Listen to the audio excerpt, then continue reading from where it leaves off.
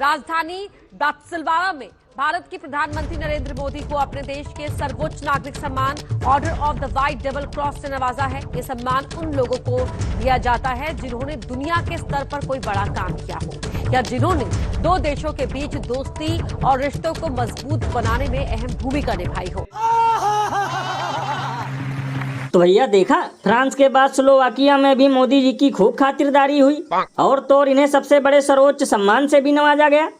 लल्लन भैया वो बात तो ठीक है, लेकिन 12 सालों में इन्होंने कौन सा ऐसा कद्दू में तीर मारा है जिसके लिए सम्मान मिला? मतलब ना तो गारंटी के मुताबिक इन्होंने हवाई चप्पल वाले गरीबों को 15 लाख रुपए दिए, ना ही 100 स्मार्ट सिटी बनाई, ना ही हर साल 2 करोड़ युवाओं को नौकरी दिया और ना ही कभी चाइना को लाल आग दिखाया। तो फिर ये सर्वोच्च सम्मान मिला किस बड़े काम के लिए है?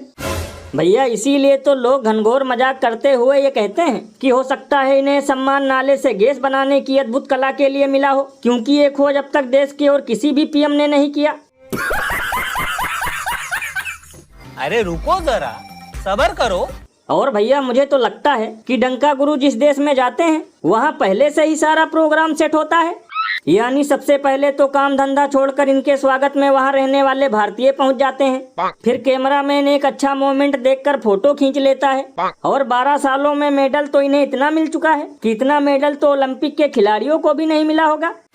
ये बिल्कुल सही कहा आपने, सारी विदेश नीति है रद्दी के समान और दिन रात ढोल पीटा जाता है कि विश्व गुरु को मिल रहा है दुनिया में सर्वोच्च सम्मान।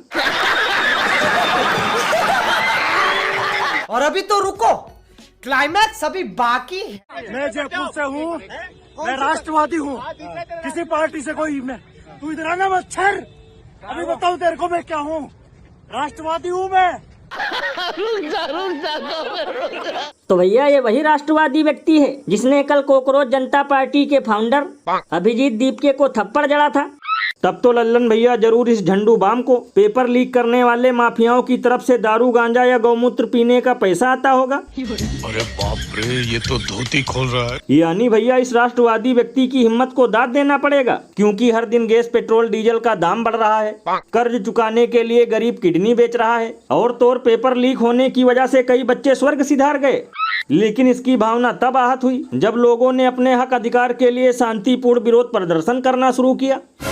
भैया इसीलिए तो इस पर महान कवि बाबा लपेटू दास ने कहा है कि अनभक्ति बन गई है जाहिल पने का खजाना और ऐसे लोगों पर ऑन द स्पॉट चाहिए जूता बजाना। और भैया सबसे कमाल की बात तो ये है कि इस थप्पड़ कांड को लेकर गोदी मीडिया में भरपूर सन्नाटा है, यानी किसी ने भी इस मुद्दे को सीरियसली नहीं लिया और ना ही मेलोडी टॉफी की तरह 2-2 घंटे डिबेट किया। क्योंकि लल्लन भैया कोकरोच को थप्पड़ मारने वाला ये व्यक्ति चड्डी गैंग का है, इसीलिए इन लोगों के मुंह में जम चुका है गोबर, वरना अब तक स्टूडियो में बैठे बैठे चलवा देते इसके घर पर बुलडोजर।